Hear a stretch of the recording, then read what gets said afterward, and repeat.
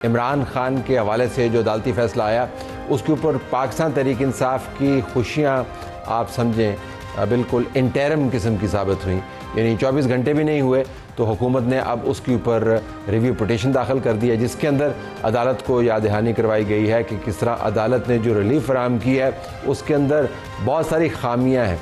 ये उस हुकूमत की तरफ से है जिसने इस तमाम फ़ैसले को जब ये आया वेलकम किया और कहा कि कैसे हमने कानून और आइन के सामने अपना आप सुपर कर दिया और हमने सुपुर्द कर दिया और हम इसके ख़िलाफ़ सीना तान के खड़े नहीं हुए, पीटीआई की तरह हम नहीं हैं। लेकिन 24 घंटे के अंदर उन्होंने ये बताया कि उनको इसके अंदर बहुत सारी खामियां नज़र आईं। अब इसके ऊपर हुकूमत का मौक़िफ़ ये क्यों आ गया? आज तलाल चौधरी ने भी एक प्रेस कॉन्फ्रेंस की, बराबर में इंफॉर्मेशन मिनिस्टर भी बैठे हुए थे ताला तारड़ साहब, और उसके ऊपर पीटीआई का रद्द अमल आया कि आप कल क्या कह रहे थे, आज क्या कह रहे हैं, और आप हमारे लीडर को जो अदालत के ज़रिए रिलीफ मिली है उसके अंदर आप रोड़े अटका रहे हैं। इसके ऊपर हम बात करेंगे सेनेटर तलाल चौधरी से, जिनका इंटरव्यू मैंने थोड़ी देर पहले रिकॉर्ड किया। लेकिन ये जानने के लिए कि नून लीग के अंदर किस किस्म की सोच पाई जाती है और पाकिस्तान तहरीक इंसाफ इसको 24 घंटे के अंदर जो माहौलियाती तब्दीली आई है सियासी तौर पर उसको कैसे असेस कर रही है। हमारे पास पैनल भी मौजूद होगा, सेनेटर नासिर भट्ट मुस्लिम लीग नवाज़ की तरफ से और शफकत अब्बास साहब पाकिस्तान तहरीक इंसाफ की तरफ से हमें ज्वाइन कर रहे होंगे। लेकिन इस तमाम मामले पर जाने से पहले आपको ये बताना ज़रूरी है कि हुकूमत ने जो रिव्यू पिटीशन फ़ाइल की है उसके अंदर अदालत को बताया गया है कि आपके फ़ैसले के अंदर नुकाइस क्या हैं और इसको आप रिव्यू करें। अगर ये एडमिट हो जाती है पिटीशन और उसके ऊपर अदालत तस्हीह करती है अपने फ़ैसले को तो क्या कुछ हो सकता है। ज़रा सुहेल रशीद से हम अहवाल जान लेते हैं। सुहेल, आपका बहुत शुक्रिया। ये फरमाइएगा कि आप कोर्ट को कवर करते हैं, ये रिव्यू पिटीशन, इसके 3-4 चीज़ा नुकात क्या हैं, व्यूअर्स के लिए आप बता दें। बहुत शुक्रिया तलत साहब। सबसे पहले अगर इस रिव्यू पिटीशन की बात करें तो उसमें जो ग्राउंड्स ली गई हैं उसमें यह कहा गया है कि चूँकि एक प्रिजन रूल्स में चीज़ तयशुदा है, रूल 197 जो है वो कैटेगोरिकली एम्पावर करता है जो जेल सुपरिटेंडेंट है वो आईजी प्रिजन से कॉन्टैक्ट करेगा और उसके बाद अगर किसी प्रिजनर को कहीं शिफ्ट करना है तो वो करेगा। तो ये एक हवाला दिया गया इस रूल का और फिर उसके साथ एक्सप्लेन किया गया है खुद अपने अल्फाज में पिटीशन में कि जो कोर्ट का आर्डर है इसमें चूँकि रावलपिंडी से इस्लामाबाद रहने की बात की गई है तो ये एक और स्टेशन पर ले जाने वाली बात है, तो इसमें मुख्तलिफ जगहों पे जो है वो कनेक्शन बनाना पड़ेगा। तो कोर्ट ने जो उजलत में ये फैसला दिया है, एक तो ये इसमें कहा गया जी कि प्रिजन रूल्स की खिलाफ वर्जी है। हालांकि जो रिव्यू पिटीशन है उसमें वाज़ेह तौर पर इसकी मजीद एक्सप्लेनेशन नहीं दी गई कि खिलाफ वर्जी कैसे है, क्योंकि कोर्ट कह रही थी कि आइनी तकाजा है कि किसी की अगर लाइफ थ्रेटनिंग सिचुएशन है तो उसको प्रोटेक्ट किया जाए। लेकिन जो बाकी इसमें ग्राउंड्स ली गई हैं उसमें यह कहा गया है कि अभी तक वफाकी हुकूमत को सुना नहीं गया था। इसमें आर्टिकल 10A का हवाला दिया गया है कि उसमें फेयर ट्रायल बड़ा ज़रूरी है और हमारे फेयर ट्रायल की इस तरह से खिलाफ वर्जी हुई है कि अदालत ने हमें मुनासिब वक्त नहीं दिया कि हम इसमें अपना कोई रिटर्न रिप्लाई फाइल करते, उसके बाद हम आर्ग्यू करते कि क्यों इनको जेल से ना निकाला जाए। तो हमें वहीं कोर्ट ये भी बात की गई कि आइन के अंदर जो है आपने सबके साथ एक ही जैसा रवैया अख्तियार करना होता है, इमरान खान को या किसी भी लीडर को आप स्पेशल ट्रीटमेंट क्यों दे सकते हैं। लेकिन मैं ये जानना चाहूँगा कि ये कल जब आपने इसको कवर किया और आज जब ये रिव्यू पिटीशन फाइल हुई तो 24 घंटे के अंदर आपको तब्दीली नजर आई या होना ऐसा ही था जैसे हुआ?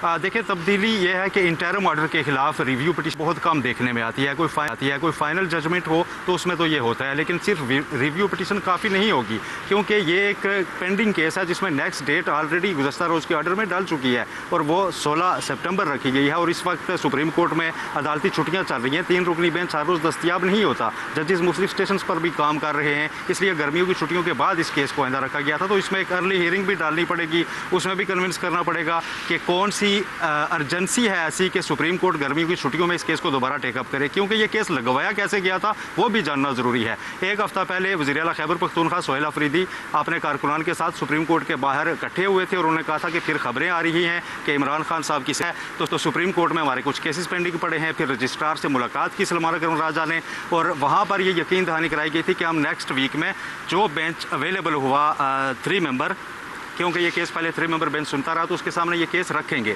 तो फिर ये इस 3 रुकनी बेंच के सामने केस इन हालात में लगा था। तो फौरी तौर पर एक तरफ ऑर्डर जो है वो इन फील्ड आ चुका है, उसमें वाज़ेह तौर पर 2 दिन का वक्त दिया गया है कि आप हॉस्पिटल में शिफ्ट करें, और आज 1 दिन गुजर चुका है, और कल के दिन की इस वक्त तक जो मेरे पास इतला है, जो खबर है कि सुप्रीम कोर्ट ने इस रिव्यू पिटीशन को फिक्स नहीं किया है। अब कल सुबह जाकर अगर दोबारा से वहाँ पर प्रेस किया जाता है, इसको ओपन कोर्ट में रिक्वेस्ट की जाती है कि ये केस मंगवाया जाए, और बहुत अर्जेंट नेचर की एक सिचुएशन क्रिएट करके उसके बाद इसको रिवर्स करवाया जाता है, तो ही मुमकिन होगा। वरना कल शाम को जब यही वक्त होगा तो जो 2 दिन का वक्त है वो तो ओवर हो चुका होगा, और ऑर्डर जो है वो बाइंडिंग है और हुकूमत जो है अमलन कंटेम्प्ट ऑफ कोर्ट में होगी, यही कह रहे हैं ना? जी ऐसा ही है। अगर कोर्ट चाहेगी, उसकी डिस्क्रिप्शन है कि वो कंटेम्प्ट ऑफ कोर्ट की देखते हैं कल क्या होता है। लेकिन ये हैरत अंगेज स्पीड के साथ मामला तब्दील हुए हैं। कल कोर्ट के फैसले को प्रेस कर रहे थे, अब उस कोर्ट के फैसले के यकसर खिलाफ गए हैं। कुछ देर पहले मैंने सेनेटर तलाल चौधरी वज़ीर मुमलिकत बराए दाखिला से बात की, जिन्होंने आज प्रेस कॉन्फ्रेंस भी की। आइए सुनते हैं बातचीत के अंदर वो क्या कह रहे हैं। जी तलाल चौधरी साहब, बहुत शुक्रिया आपने हमें ज्वाइन किया। जी ये फरमाइएगा कि इस वक्त तक तो कोर्ट ने जो ऑर्डर दिया है और अभी तक 24 घंटे तकरीबन गुजरने के बावजूद इमरान खान शिफ्ट नहीं हुए। देखिए, मैंने आपसे कहा है कि भी क्योंकि 2 दिन उन्होंने खुद कहे थे, और उसके बाद 2 दिन वो हैं, और इसके अलावा हमने सर तस्लीम ख़म पहले करते हैं, बाद में हम रिव्यू ये दायर कर रहे हैं। हमें इस बेसिक राइट से, किसी के इलाज से ना सियासी कोई इख्तलाफ है, ना कानूनी तौर पे कोई इख्तलाफ है। हालांकि इसमें इसकी डिटेल में जाके कि नोटिस हुआ नहीं हुआ, क्या हुआ, रिपोर्ट्स क्या थी, अच्छी थी बुरी, हम किसी चीज़ में निटी ग्रिटीज़ में नहीं जा रहे। हम मोटी मोटी चीज़ों में एक हुकूमत के तौर पे इसे देख रहे हैं। हम एक इंडिविजुअल के तौर पे या एक अपने सियासी मुखालिफ के तौर पे तो बिल्कुल भी नहीं देखते। तो हम सर तस्लीम ख़म पहले किया है, उसके बाद ही यकीनन रिव्यू का हमने फैसला किया। अच्छा तलाल साहब, मैंने आपकी प्रेस कॉन्फ्रेंस आज देखी, उसके अंदर आपने बड़े वसूख से कहा कि ये लोगों का ख्याल है कि बनी गाला जाएंगे, और उसके बाद आपने कहा जी कि ये नथिया गली जाएंगे, फिर आपने कहा जी जहाँ से आए वहीं पर वापस जाएंगे। अभी तो मेडिकल बोर्ड ने एग्जामिनेशन नहीं की, हो सकता है उनके हालात ठीक ना हो।